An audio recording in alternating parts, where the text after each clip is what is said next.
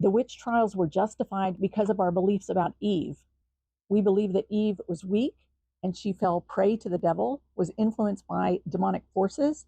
And so later in communities, when things were happening that science couldn't explain, they blamed the women, presuming that the women had been taken over and influenced by demonic forces and were causing these bad things to happen. The only way to deal with that was to capture them and burn them at the stake. That's a lot to put on the women, but it justifies why women need to be controlled, why they need to be lorded over, why a man must have a say so over everything she does, why she's not supposed to have leadership positions and decision making authority, why she's not supposed to have a prominent voice in a spiritual community as a leader.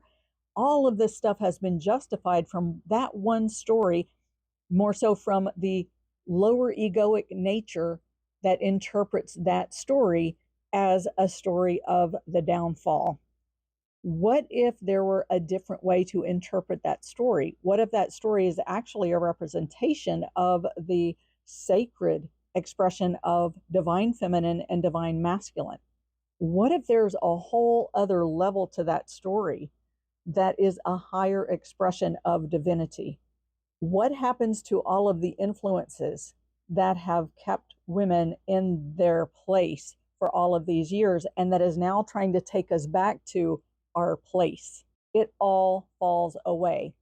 There is no justification for the control. We have a masterclass coming up where we're going to delve into this story and go beneath, because my teacher used to say, go behind and behind and behind and behind until you reach the truth. And we're going to find a truth that actually aligns with the divinity, the inner sacred expression and connection within us that knows the truth of who and what we are as women in our divine expression, as men in their divine expression. We're going to connect that in with the inner knowing so that we can embody the truth of the sacred feminine and turn the story around.